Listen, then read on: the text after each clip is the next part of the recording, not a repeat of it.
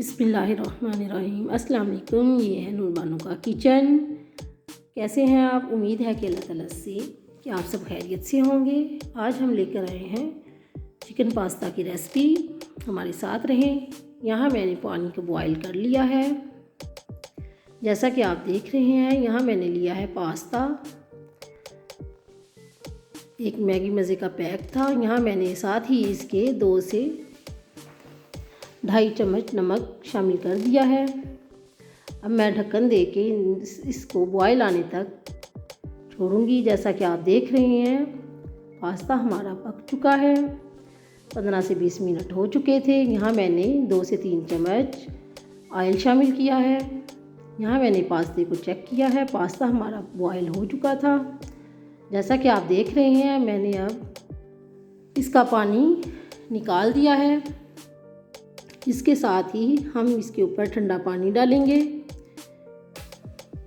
اس کے ساتھ ہی میں 1 سے 1.5 چمچ آئل کا شامل کروں گی تاکہ پاستا ٹھنڈا ہونے کے بعد ایک دوسرے سے جڑے نہیں۔ اب دوسری طرف میں نے 1.5 سے 2 چمچ آئل شامل کیا ہے۔ اس کے ساتھ ہی لہسن کا پیسٹ۔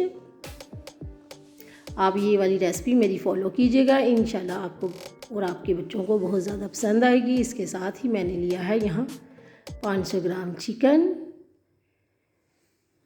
اب چکن کو لہسن کے ساتھ ہم فرائی کریں گے 10 سے 15 منٹ۔ جب چکن کا کلر بدل جائے تو اب اس میں ڈالوں گی حسب ضرورت نمک۔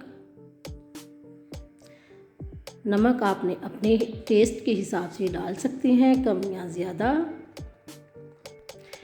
جیسا کہ آپ دیکھ رہے ہیں چکن یہاں ہمارا فرائی ہو چکا ہے بہت اچھی طرح سے۔ مٹروں کو میں نے تھوڑا سا نمک کے ساتھ بوائل کر لیا تھا کیونکہ مٹر ٹائم لیتے ہیں۔ یہاں میں نے اب 3 سے 4 گاجریں چاپ کی ہوئی شامل کی ہیں۔ اس میں گاجریں تھوڑا ٹائم لیتی ہیں، ہارڈ ہوتی ہیں، اس لیے میں نے چکن کے ساتھ ہی شامل کر دی ہیں۔ اب میں یہاں ڈالوں گی اس کے اندر چلی سوس، 1 پیالی، آدھی پیالی سویا سوس، اس کے ساتھ ہی آدھی پیالی سرکہ۔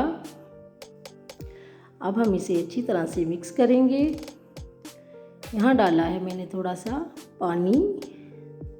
اب ڈھکن دے کے میں انہیں پکنے دوں گی تاکہ چکن اور گاجریں گل جائیں۔ یہ دیکھیں جیسا کہ آپ دیکھ رہے ہیں چکن اور گاجریں گل چکی تھی۔ اب میں یہاں اس میں شامل کروں گی 3 سے 4 عدد شملہ تھی جس کو میں نے اس شیپ میں کٹ کر لیا تھا۔ اب ان کو اچھی طرح سے مکس کریں گے۔ اب یہاں میں ڈال رہی ہوں 1 پیالی کیچپ، ٹماٹو کیچپ۔ آپ چاہیں تو اسکپ بھی کر سکتے ہیں لیکن میں نے اس میں ڈال لی ہے، آپ بھی ڈال سکتے ہیں۔ یہاں میں نے 1 چمچ کالی مرچ شامل کی ہے۔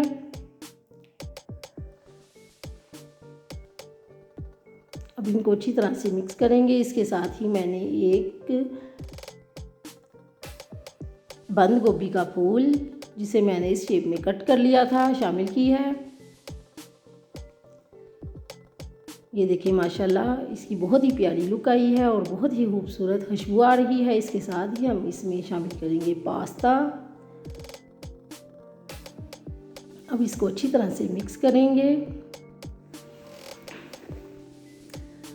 بچوں کو مایونیز اور کیچپ کے ساتھ دیں، اسپیشل ماؤں کے لیے۔